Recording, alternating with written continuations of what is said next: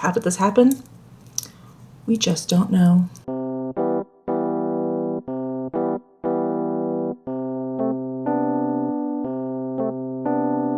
Hello everyone, and welcome back to my channel, Just Another Struggling Writer, the beleaguered author's one-stop shop for commiseration and hopefully inspiration.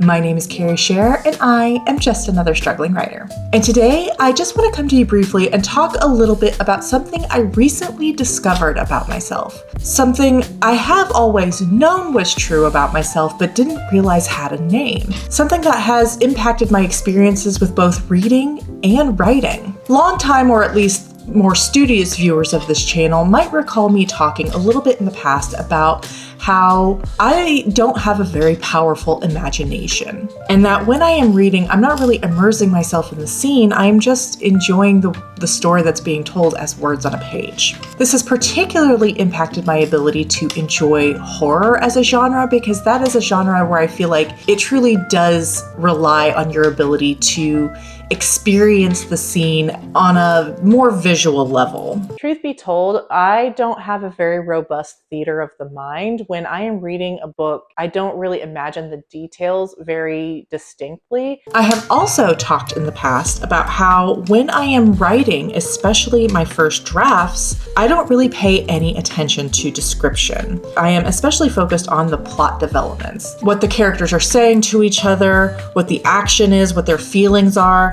And I'm not really paying any attention to what they look like or where they are in space or what their environment entails. And that is something I have always attributed to the fact that I spent many of my formative creative years writing fan fiction. As we all know, fan fiction is something that relies on the reader's pre-existing knowledge of the characters and the world and the general situation. And therefore, character descriptions, setting descriptions aren't really that necessary. So when I would be writing my own books and I would struggle to remember to include these descriptions, I just thought it was because I didn't have the practice and that it would come with time and experience. But I am now, 9 years into my original fiction journey. I started writing my own original fiction again. I had previously tried back when I was much younger, in 2017, and I still struggle to remember to include descriptions of characters and setting. Even just earlier today, I realized halfway through the scene that I hadn't described where anyone was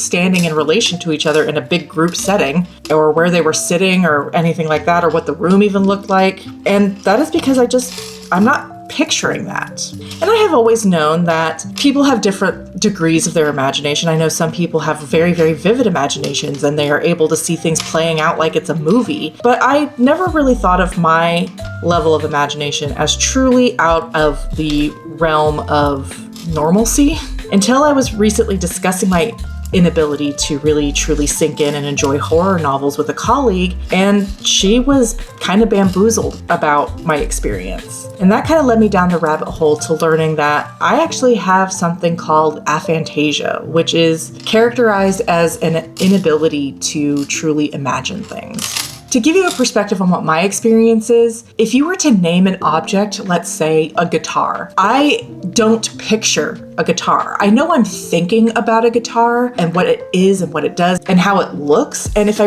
really, really try hard, I can just kind of picture what the outline of a guitar is, but that's about it. It's not really something I'm vividly seeing in my head. So when I am reading and a horror novelist is describing a very scary situation, I'm not able to actually picture the scary monster or the ghost or the things flying around the rooms freaking people out. I'm just reading the words on the page as a narrative, which again, I feel like impacts my ability to truly enjoy those kinds of scenes, and therefore that whole genre. And going back to my writing, knowing that I have aphantasia also explains why I don't think about writing character or scene descriptions in the middle of a draft, and that is because I just don't picture them in my head when I am writing a narrative. In fact, the only way I've been able to truly write character descriptions in the past is to already have someone in my head that I think embodies the character, be that like a famous person, an actor, someone I know or saw on the internet. And by looking at pictures of those people, I am able to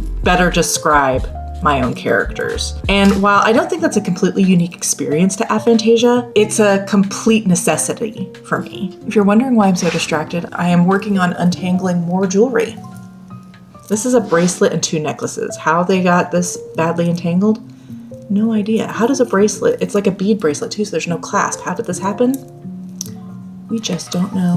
When I'm writing scenes, I have to really think about the movies that I've seen or the places that I've been and try to recall those details to come up with scene descriptions and places. When I was thinking about the layout of the headquarters of the secret government agency, I couldn't make sense of it until I drew it out. And even when I do manage to write descriptions, I suffer from a lack of confidence that I'm going to get the details right or that I'm going to be consistent with those details because, again, I don't really see them in my head. I'm just trying to remember them. That being said, while I feel like aphantasia has created a little bit of a disadvantage, it is certainly not a roadblock that I cannot overcome with regards to my writing. It just means that I have to be a little bit more diligent in remembering to describe things and remembering those descriptions.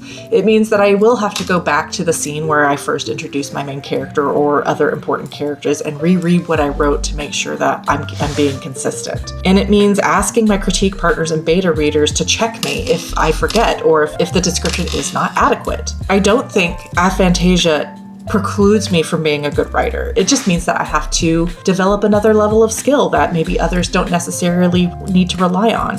And with that in mind, I also think that my focus on other areas has made me a stronger plot writer and a stronger character interaction writer. I love writing interactions between characters where they are dealing with whatever problems, especially on an emotional level. And I feel like I'm good at describing the non-visual aspects of narratives. So if you're someone who, like me, has really struggled with description or think you may have a level of aphantasia, such as hypophantasia, which is just a low level of imagination, I don't think you should be discouraged or feel like you're a bad writer like I once did. I truly did feel like I was bad at writing because I could never remember to describe things. You're not. You just have a different way of navigating narrative than many others do. And that's not a problem as long as you know it's not a problem, as long as you know that it is something that you can develop as a skill rather than something that comes naturally to you.